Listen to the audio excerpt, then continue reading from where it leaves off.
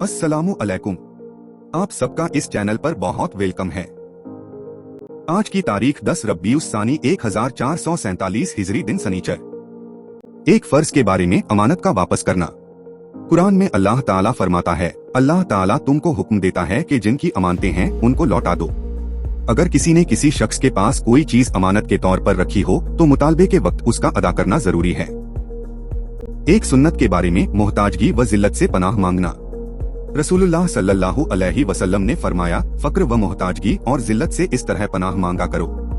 हम अल्लाह की पनाह चाहते हैं फक्र व फाका और जिल्लत से, और इससे कि हम किसी पर जुल्म करें या हम पर कोई जुल्म करे। एक अहम अमाल की फजीलत हलाल रोजी हासिल करना।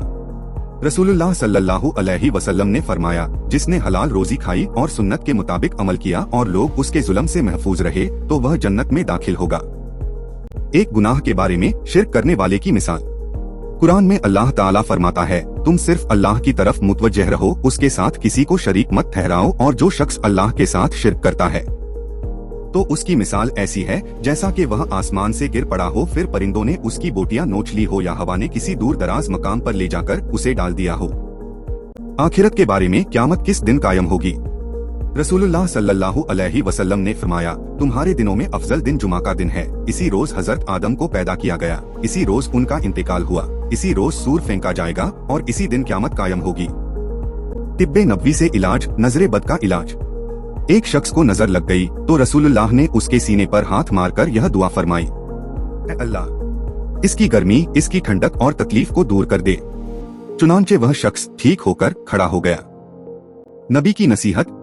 रसूलुल्लाह सल्लल्लाहु अलैहि वसल्लम ने फरमाया, जब तुम में से किसी का खाना हाजिर हो जाए और उसके पैरों में चप्पल हो तो उसको निकाल दे, इसलिए कि यह पैरों के लिए राहत बख्श और सुन्नत भी है। लिहाजा चप्पल, जूते उतार कर खाना खाना चाहिए। इस्लामी तारीख। मुसलमानों पर कुफ्फार का जुल्म व सितम। कुफ्फार व मुशरिकीन मुसलमानों पर बहुत ज्यादा जुल्म व सितम ढाते थे और दीन हक कबूल करने की वजह से उनके साथ इंतहाई बेरहमाना सलूक करते थे। चुनांचे उमैया बिन कलाफ अपने गुलाम हजरत बिलाल हबशी को तपती हुई रेत पर कभी पीठ के बल लिटाकर तो कभी पेट के बल लिटाकर भारी पत्थर रख देता और उन्हें मारते हुए इस्लाम छोड़ने को कहता, मगर इस हालत में भी हजरत बिलाल अहद अहद कहते रहते, यानी एक ही खुदा को पुकारते। इसी तरह हजरत अम्मार बिन यासिर और उनके वलिदैन जब मुसलमान हुए तो कुफ्फार उन्हें बेपनाह तकलीफें पहुंचाते थे। जब हुजूर उनके पास से गुजरते तो उनकी हालते जार को देखकर फमती, यासिर के खानदान वालों, सब्र करो, तुम्हारा ठिकाना जन्नत है।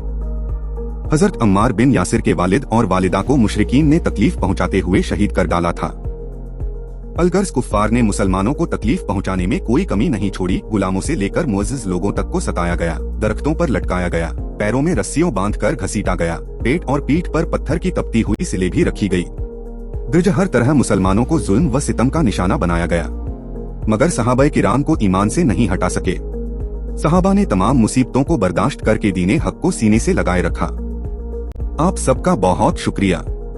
उम्मीद है आप मेरे साथ जुड़े रहेंगे और मेरे चैनल को अपने दोस्तों और रिश्तेदारों के साथ शेयर करेंगे। खुदा हाफिज। इंशाअल्लाह फिर मिलेंगे।